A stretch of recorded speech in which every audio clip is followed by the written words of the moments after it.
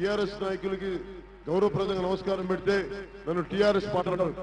జగన్మోహన్ రెడ్డి గారు అలా టీడీపీ వాళ్ళేమో టీఆర్ఎస్ పార్టీ అంటారు. జగన్మోహన్ రెడ్డి గారితో కలిసి పోటీ చేస్తామని చాలా కాలం తీసుకొచ్చారు.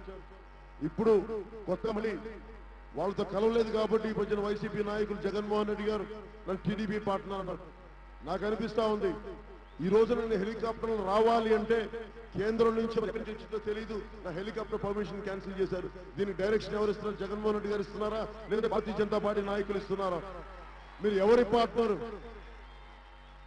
నేను మీలాగా జగన్మోహన్ రెడ్డి గారి లాగా డొంక తిరుగులు డొంక వ్యవహారాలు చేయను. డైరెక్ట్ గా మాట్లాడతాను. రాయలసీమ పద్ధతిలో ముఖం మీద ఆలోచించకుండా ముఖస్థుతి లేకుండా మాట్లాడగలను. జగన్మోహన్ రెడ్డి గారు కూర్చోబెట్టి నన్ను టీడీపీ పార్ట్నర్ అంటే నేను నిజంగా టీడీపీకి సపోర్ట్ చేయాలంటే బయటకు వస్తాను, వాళ్ళకి చెప్పి చేస్తాను. యువతలో టీడీపీ నాయకులను అనంతపురం సభకి ఇబ్బంది కలిగించే పరిస్థితులు తీసుకొచ్చారు. వేదిక తీసేశారు టీడీపీ నాయకులు. అలాంటి దుర్మార్గులతో నేను ఎక్కడికల్లా చేతులు కలుపుతాను, వాళ్ళకి ఎలా పార్ట్నర్ అవుతాను? అంత మాత్రం ఇంగిత తెలియదు జగన్మోహన్ రెడ్డి గారికి. మీరెవరు పార్ట్నరు? అమిత్ షా పార్ట్నర్ మీరు. జగన్మోహన్ రెడ్డి గారు అమిత్ షా పార్ట్నర్, జగన్మోహన్ రెడ్డి గారు BJP partner, Jaganmohan Reddy TRS partner. మీరంటే నా గురించి ప్రశ్నించేది. మీకు నన్ను నైతికంగా విమర్శించే హక్కు లేదు. మాట్లాడితే యాక్టర్ పార్ట్నర్ అంటారు. నేను యాక్టర్నే కాదని ఎవరు? గబ్బర్ సింగ్ సినిమాలు చేశాం, చాలా సినిమాలు చేశాం. యాక్టర్ కాదని చెప్పరా? నేను యాక్టర్నే. సినిమాలు రాజకీయాల రాకముందు యాక్టర్నే. మీరు రాజకీయాల మీరు ఎక్కడున్నారు? 2 సంవత్సరాలు చేయన్నారు మీరు. మిమ్మల్ని ఏమన్నారు నేను? ఒకసారి మీరు ఆలోచించుకోండి. అలాగే నేషనల్ కాన్ఫరెన్స్ అధ్యక్షుడు ఫారూక్ అబ్దుల్లా గారు కూర్చోబెట్టి మీరు 1500 కోట్లు అప్పుడు చేశారు, ముఖ్యమంత్రిగా చేయమని కాంగ్రెస్ నాయకులతో మాట్లాడమని ఆయన అల్లా సాక్షిగా ప్రమాణం చేశారు. మరి ఏ దేవుడు సాక్షిగా అలా మాట్లాడలేదని మీరు ఎందుకు మాట్లాడలేదు? మాట్లాడండి. మీరు ఒక మాట మాట్లాడే మీరు ప్రత్యేకించి నేను వివరణ ఇస్తున్నాను పబ్లిక్ గా. అలాగా ఒక జాతీయ స్థాయి నాయకులు మీ మీద ఆరోపణలు చేస్తే మీరు ఎందుకు వివరణ ఇవ్వట్లేదు? అంటే అది నిజమనే ఒప్పుకోవాలా? మీ అందరం దగ్గర ఒకసారి ఆలోచించుకోండి. జగన్మోహన్ రెడ్డి గారు ఇక్కడ ఉన్న యువత అందరికీ చెప్తా ఉన్నాం. జగన్మోహన్ రెడ్డి గారు నిజానికి ఆయన కనుక చంద్రబాబు గారు కానీ వీళ్ళిద్దరూ కనుక రాష్ట్రానికి సంబంధించి తిరిగి ఇంకోసారి అధికారం ఇస్తే మీరందరూ వలస ఆగు ఇంకా పెరిగిపోతాయి. జనసేన రాగానే వలస ఆపే బాధ్యత నేను తీసుకుంటాను. మీకు వచ్చి నిలబడతాను. పారిపోయే వ్యక్తి కాదు. ఎక్కడున్నా కానీ ఇక్కడి నుంచి బాండ్ సెంటర్ పెడతాను. కడపలో ఉంటాను. నేను కడపకి అండగా ఉంటాను. మీరందరికీ పులివెందుల స్థాయి రాజకీయాలు కాదు, రాయల వారి రాజకీయాలు మీకు చేసి చూపిస్తారు. రాయల వారి బలం తీసుకొస్తాం.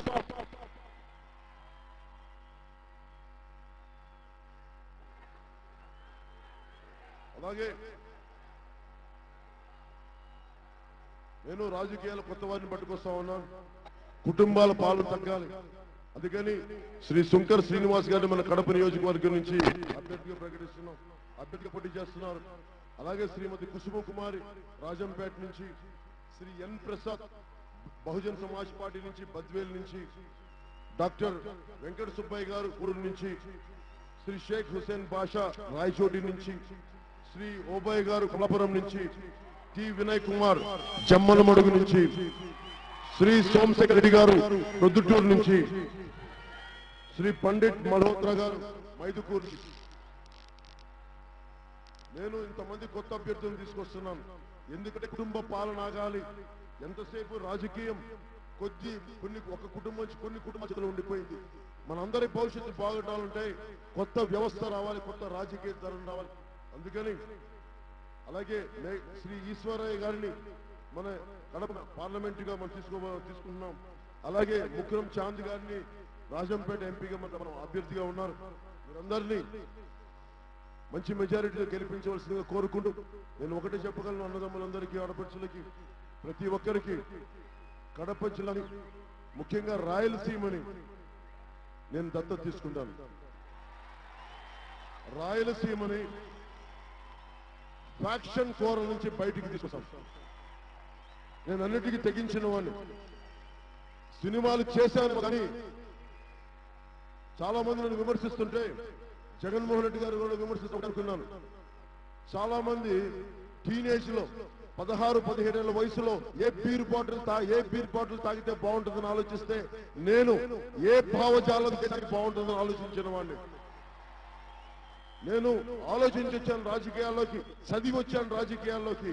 సినిమాలు నా వృత్తి, రాజకీయం నా వృత్తి. మీ అందరికీ పొద్దు నుంచి మండలంలో ఇంకా నా కోసం వేచి ఉన్నందుకు మనస్ఫూర్తిగా మీ అందరికి ధన్యవాదాలు తెలుపుకుంటూ, ఇది రాయలసీమకి కడపకి రానివ్వకుండా చాలా మంది అడ్డుపడ్డారు.